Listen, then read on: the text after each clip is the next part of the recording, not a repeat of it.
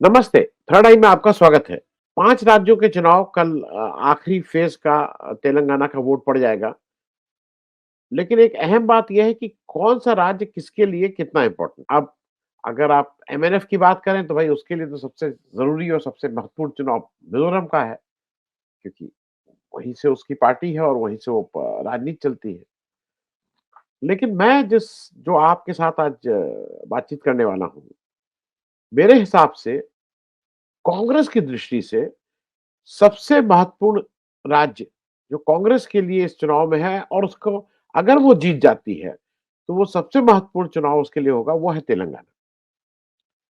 उसी तरह से भाजपा के लिए सबसे महत्वपूर्ण राज्य, जहाँ पे अगर वो चुनाव जीत जाती है, तो वो है राजस्थान और उसके कारण है मैं आपको ज़रा अ, उसको समझाने की कोशिश करूँगा। देखिए, सबसे पहले मिज़ोरम में कोई ऐसी स्टेक कांग्रेस और बीजेपी की नहीं है कि उससे देश की राजनीति पे या कहीं पे कोई बहुत बड़ा प्रभाव पड़ता है। ये ज़रूर है कि कांग्रेस ने मिज़ोरम में एक लंबे समय तक सरकार चलाई और अभी लास्ट वाले इलेक्शन में भी एमएनएफ ने उससे सरकार जिसको कहते हैं छीनी। लेकिन वो संख्या की दृष्टि से और इम्पोर्टेंस की दृष्टि से उतना महत्वपूर्ण नहीं है। छत्तीसगढ़ कांग्रेस के लिए इसलिए महत्वपूर्ण नहीं है कि छत्तीसगढ़ में कभी भी ये नहीं था कि छत्तीसगढ़ में कोई चैलेंज है कांग्रेस को और बीजेपी वहाँ बहुत अच्छा कर रही है। कांग्रेस की मोर और लेस भूपेश बघेल ने एक अच्छी सरकार चलाई। आपसी कलह जो थोड़ा बहुत कभी-कभी रहा भी, सिंहदेव साहब और उनका वो सेटल हो गए और वहाँ वादे पूरे किए गए, एफिशिएंट सरकार थी, इसलिए वहाँ पे भी कोई ऐसा मध्य प्रदेश मेरे हिसाब से मैं अभी कांग्रेस की दृष्टि से बात कर रहा हूँ। कांग्रेस के लिए मध्य प्रदेश इसलिए उतना वो नहीं इम्पोर्टेंट मैं नहीं मानता हूँ कि जो वहाँ राज्य का नेतृत्व है, वो अपनी मनमर्जी का है। वहाँ अगर चुनाव जीतते हैं तो कमलनाथ जी के मतलब जिसको कहते हैं सदके में जाएगा, कमलनाथ जी के माना जाएगा कमलनाथ जी ने बहुत अच्छा चुनाव अगर हारते हैं तब भी कमलनाथ जी के।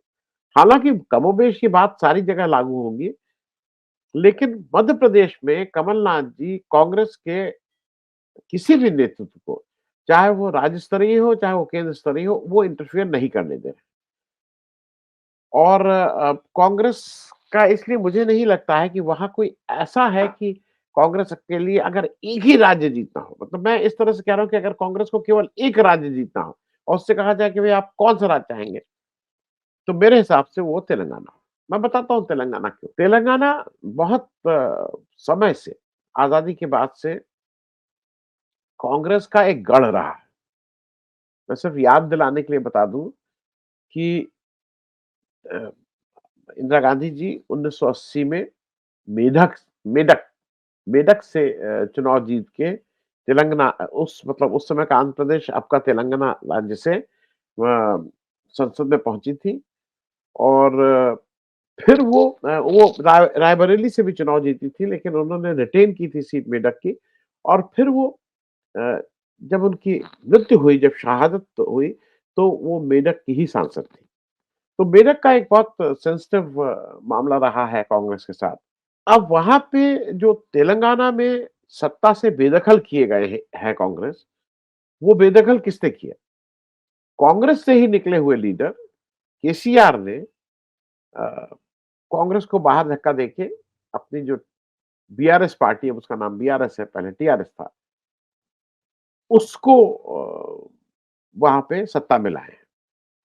विचारधारा के स्तर पर दोनों पार्टियाँ एक एक विचारधारा की।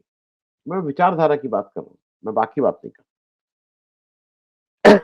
अब अगर क्या है कि अगर कांग्रेस तेलंगाना में वापसी करती है, तो कांग्रेस कहीं न कहीं सोच सकती है कि आंध्र प्रदेश में भी उसको वापसी का एक एक नई किरण नज़र आ सकती है। क्योंकि आज की तारीख में आंध्र प्रदेश तेलंगाना से बिल्कुल साफ है। केरल में उसको आना चाहिए था लेकिन पिछली बार चुनाव मतलब नहीं पिछले राज्य चुनाव में तो पे 2 नंबर पे रही, मेन विपक्षी पार्टी रही। कर्नाटका में वो जीत गई है। तमिलनाडु में मुझे नहीं लगता है कि आने वाले 10-20 साल में जो पावर स्ट्रक्चर है उसमें कोई बेसिक चेंज होगा। वहाँ डीएमके ही लीड करेगी या एआईडीएमके तो स्पेंट फोर्स है इसलिए। तो अब यहाँ पे आंध्र प्रदेश में अगर तेलंगाना जीतती है कांग्रेस, तो कांग्रेस को आंध्र प्रदेश में भी वापसी का रास्ता कहीं न कहीं खुलता है। एक दूसरी महत्वपूर्ण बात ये भी है कि नॉर्थ ईस्ट में जैसे कहा जाता है ना कि कांग्रेस मुक्त नॉर्थ ईस्ट, ये बार-बार बीजेपी वाले बोलते हैं कांग्रेस मुक्त हालाँकि उनकी कहीं पे 0 सीट है नॉर्थ ईस्ट में, कहीं पे 1 सीट है, लेकिन वो फिर भी उसका एक नैरेटिव ऐसा बनाते हैं कांग्रेस मुक्त, कांग्रेस मुक्त। तो वही नैरेटिव अब दक्षिण में भी भाजपा मुक्त हो जाएगा। सेम सेम नैरेटिव दक्षिण में भी लागू हो जाएगा।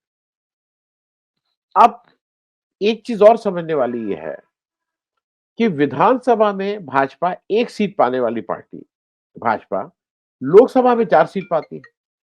अब हो है क्या कि लोकसभा में बीआरएस को 41% वोट मिलते हैं और 9 सीट आती है। कांग्रेस को 30% वोट मिलते हैं और 3 सीट आती हैं। भाजपा को 20% वोट मिलते हैं और 4 सीट आती है। ये मैं इसलिए कह रहा हूं कि यहां से 4 सीट लाने के बाद भाजपा को भी ये लगता है कि दक्षिण में सीट की दृष्टि से उसके लिए एक एक उम्मीद है तेलंगाना। लेकिन अगर इस बार कांग्रेस वापसी करती है, अगर करती है, मेरे मैं बार-बार अगर कह रहा हूं, तो वो भाजपा के लिए भी बहुत मुश्किल वाला चीज़ होगा। और इसीलिए आप देख रहे हैं कि भाजपा का के सारे नेता और नेतृत्व का ये है कि किसी तरह से कांग्रेस ना आए, वो अब जैसा लग रहा है कि वो बीआरएस को ही वापस वापसी लाने में उनको लग रहा है कि उनका स्ट्रैटेजी बेटर रहेगी। अब इसी तरह से बीजेपी के लिए जो मेरा जो आकलन है, उसमें राजस्थान क्यों सबसे अहम है? सबसे अहम क्यों राजस्थान है? सबसे अहम राजस्थान इसलिए है कि अगर बीजेपी यहाँ जीतती है, तो वो कांग्रेस के जो बेस्ट है चीफ मिनिस्टर है, बैकवर्ड हैं, एफिशिएंट हैं, पॉपुलर हैं, अ, कार्यकुशल हैं, संगठन में बहुत पकड़ रखते हैं। ऐसे चीफ मिनिस्टर और ऐसी कांग्रेस को वहाँ अगर बीजेपी हरा देती है, तो ये उसकी बड़ी जीत होगी, इन सारे पैरामीटर्स में। अ, क्योंकि एक चीज़ याद रखिएगा कि सिर्फ राजस्थान ही एक ऐसा प्रदेश था, जहाँ पे ऑपरेशन लोटस नहीं हो पाया था। नहीं तो महाराष्ट्र में सक्सेसफुली आप ऑपरेशन लोटस हुआ।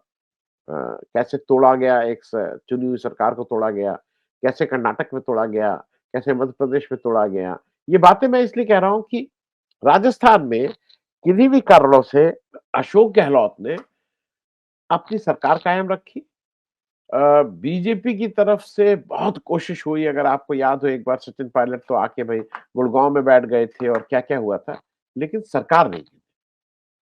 तो एक तरह से बीजेपी का एक पुराना घाव भी है कि वहाँ पे वो उसका ऑपरेशन रोटो सफल नहीं हो पाया था, तो उसका भी बदला लेना है। एक और ब राजस्थान में एक और बहुत बड़ी चीज़ है जो बीजेपी के पॉइंट ऑफ व्यू से कि अगर राजस्थान में बीजेपी जीतती है, तो इसका मतलब उसका जो जो श्योर शॉट उसका पास जो तुरुप का इक्का होता है ना, एक ट्रम्प कार्ड होता है, हिंदू-मुस्लिम, वो चल रहा है। क्योंकि अगर आप याद करिए तो पूरा इलेक्शन कैंपेन जो अ, राजस्थान का है, वो बीजेपी ने कहीं कांग्रेस से उसका उसने क्या-क्या काम किया उस पे नहीं बात की है। उसने उसके मैनिफेस्टो पे बात नहीं की है, उसके अचीवमेंट पे बात नहीं की है। बात किया सबसे ज़्यादा प्रोमिनेंटली सबसे और उसको लीड किया है प्राइम मिनिस्टर साहब ने, वो बार-बार हर जगह कि कन्हैया लाल के साथ क्या हुआ, कन्हैया लाल के साथ क्या हुआ। कन्हैया लाल वो है जो जब बीजेपी की प्रवक्ता नूपुर शर्मा जी ने अ, मोहम्मद साहब के लिए एक अभद्र टिप्पणी की थी, उसके रिएक्शन में 2 मुस्लिम युवकों ने कन्हैया लाल नाम के एक टेलर मास्टर का गला काट दिया था और हालाँकि गला का इस घटना के अंजाम मतलब इस घटना के होने के 5-6 घंटे के अंदर वो कल्प्रिट पकड़ लिए गए थे और वो मुकदमा चल रहा है।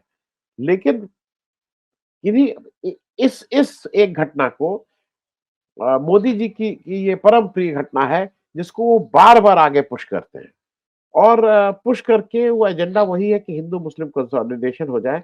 तो अगर यहाँ पे बीजेपी जीतती है, मैं फिर बोल रहा हूँ अगर, तो इसका मतलब बीजेपी का ये जो हिंदू-मुस्लिम कार्ड है, वो चल रहा है। वो एक्सपायरी नहीं हुई है उसकी।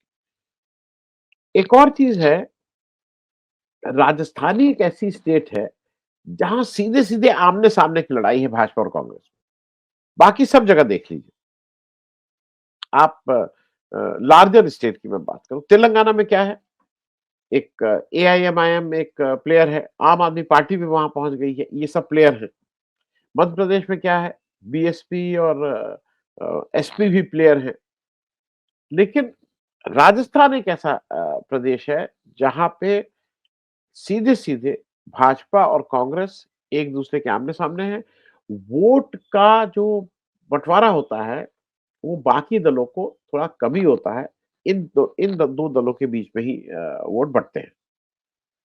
एक और चीज़ है, जो सटल है, जो बहुत प्रोमिनेंट नहीं है, लेकिन वो भी कहीं न कहीं चुनाव को प्रभावित कर रही है।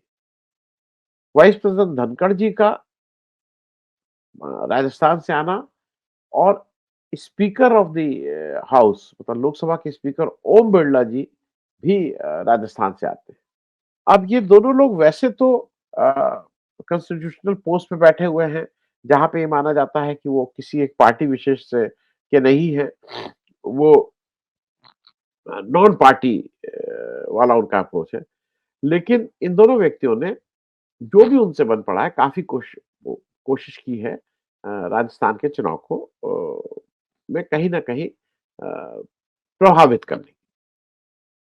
और एक जो इस सारे उसमें बीजेपी के लिए जो जिसको कहते हैं ना एक एक्स्ट्रा टेक अवे हो जाएगा, वो टेक अवे ये हो जाएगा कि अगर बीजेपी वापसी करती है राजस्थान में, अगर जीतती है, तो ones for all Vasundhara Raje का जो मामला है वो सेटल हो जाएगा। क्योंकि यहाँ पे वसुंधरा राजे को तवज्जो नहीं दी गई है, लास्ट में कभी-कभी दी गई, कभी किसी एक मंच पे प्राइम मिनिस्टर उनके साथ गए, कहीं ज़्यादातर नहीं गए। तो वो जो एक कश्मकश है, खींचतान है, उसका भी अंत होगा। ये तय हो जाएगा कि अब अ, Vasundhara Raje is a matter of past और हालाँकि उम्र के हिसाब से तो नहीं, लेकिन मार्गदर्शक मंडल की तरफ ही मतलब अब उनके पास और कोई रास्ता नहीं रहेगा। तो मेरे हिसाब से जो मैंने आपसे शेयर किया कि अगर सबसे मीठी जीत कांग्रेस के लिए तेलंगाना और भाजपा के लिए राजस्थान होगी, अगर ये दोनों स्टेट ऐसे-ऐसे जीत। Thank you so much. बहुत-बहुत धन्यवाद।